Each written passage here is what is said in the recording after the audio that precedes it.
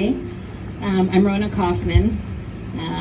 30 years ago, I was a Pitt student, and I went with Rabbi Shmuel and Sarah Weinstein to Israel.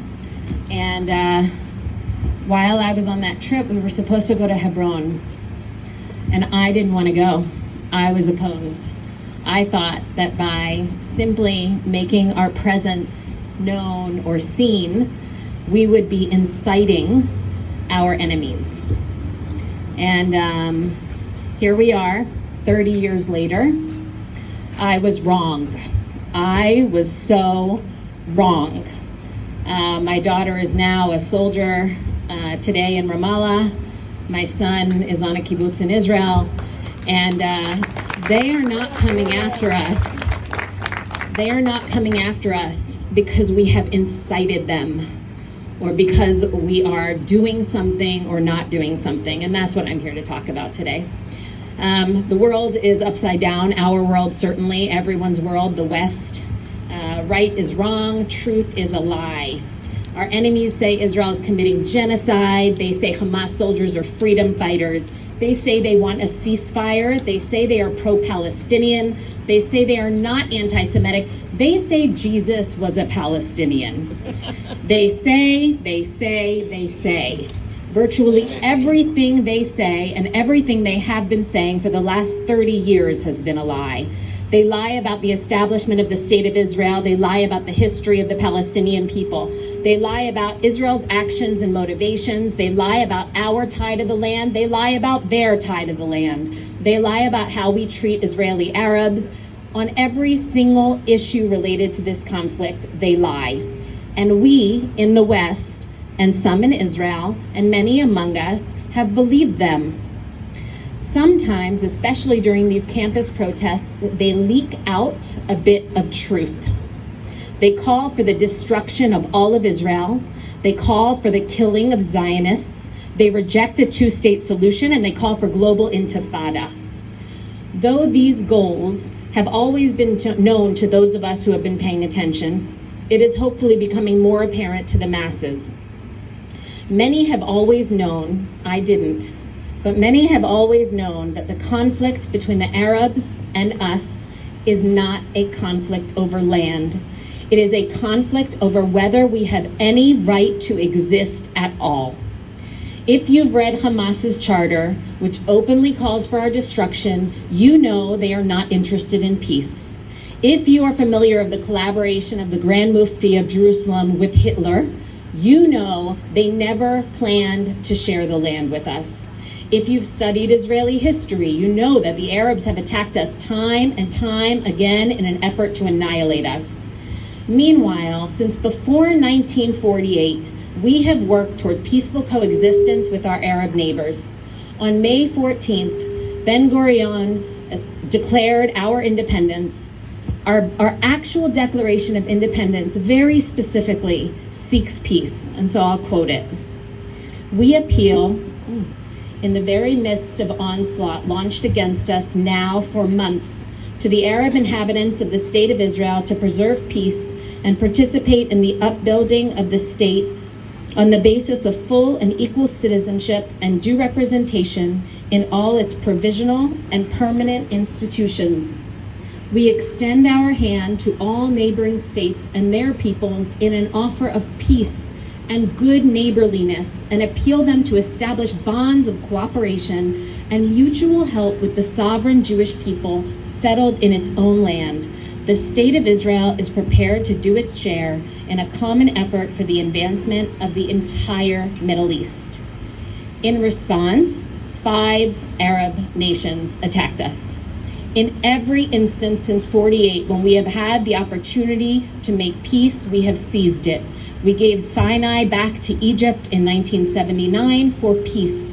We made peace with Jordan in 1994, and we have tried to trade land for peace with the Palestinians many times. Poll after poll reveals that the Palestinians are unwilling to trade land for peace. They want all of Israel, from the river to the sea. Following our most generous land for peace offer, they responded with intifada, blowing up our buses, our cafes, our restaurants, our nightclubs. After our unilateral withdrawal from Gaza in 2005, they quickly elected the genocidal Islamist Hamas to be their representatives. As of 2014, polls show that 80% of Palestinians in Gaza and Judea Samaria agree with indiscriminately shooting rockets into Israel. Finally, after October 7th, there can be no question about their not peaceful genocidal aims. Meanwhile, almost 60% of Palestinians in Gaza and 82% of Palestinians in Judea and Samaria agree with the October 7th attack.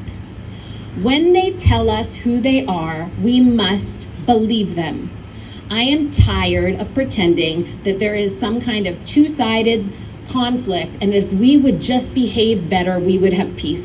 I'm tired of pretending that we are at war with some radical, tiny, unrepresentative group among them. I'm tired of pretending that there's moral equivalency and that the activists who are on campus are interested in peace or want any kind of bilateral ceasefire. I think they're actually also tired, and I think that's why we're hearing what they're saying right now. I think that they're also exhausted from lying, and instead of pretending they want a ceasefire, they're being honest about it and saying, actually, we kind of want to just kill you all.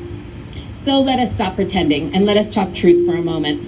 October 7th is exactly what this conflict is about. On October 7th, we saw the incarnation of everything that they want to do. They would do October 7th to us every single day if they could until we all disappeared. I'm not making this up. They say this proudly. These Islamists want to implement total dominion in an Islamic caliphate that will stretch at least across the Middle East, and they want to purify that land of all non-Muslims. They want to administer it through strict Sharia law. This plan, which is advocated by Hamas, which is part of the Muslim Brotherhood, ISIS, the Taliban, Hezbollah, Boko Haram, the Houthis, the Iranian Revolutionary Guard, Al-Qaeda, Islamic Jihad, and so many others, necessarily entails the destruction of the state of Israel and all the Jewish people in the Middle East. I am sure psychologists have studied this phenomenon in which we find ourselves. Our enemies tell us exactly what they want and show us exactly who they are, and we refuse to believe them. We do mental gymnastics to convince ourselves that our enemies are simply misguided, peace-loving people. We tell ourselves that they don't know what they want, or they don't understand what they say, or what they do, or what they advocate. We believe that if we just try harder and make enough concessions, they will give us peace. But we are wrong. We are projecting our peace-loving ways on people who are not peace-loving. We are infantilizing them and pretending that they don't know what they say and do. We are lying to ourselves, and as a result, we are vulnerable in the way that we were on October 7th. We're like the abused wife whose husband hits her, and time again she says, if only I would have made a nicer meal, if only I would have spoken more quietly, if only I would have kept the kids quiet, then he wouldn't hit me. It's not true. He doesn't hit you because the kids are not quiet, or because you weren't nice enough, or the food wasn't good enough. He hits you because he's abusive. He hits you because you're weak, and he hits you because you don't hit him back. So too with us. They do not hate us because of anything we did or didn't do. They don't even hate us because Netanyahu is our prime minister, though many would say that that is the reason. They hate us because they hate us. That's it. It's simple, it's plain, and we're telling ourselves some kind of fairy tale so that we feel better, so that we feel like we have some kind of control. Oh, but, what am I going to, if the answer is really that they just hate us, what is our solution? What can we possibly do to work this out? So really, there are many things we can do, right? Prayer, yes, let's pray. Yes, let's watch what's going on around us and make sure that we have good surveillance. And meanwhile, also, for sure, we should be trying to change hearts and minds. I'm a professor. That's all I do every day. We should do that too. But first and foremost, we should seek peace through strength. We must strengthen ourselves so that we can force peace upon our enemies with the biggest walls we need to have and with the best, most trained soldiers we need to have. We need to seek peace through strength, not through weakness, not through lying to ourselves, not through pretending. Thank you.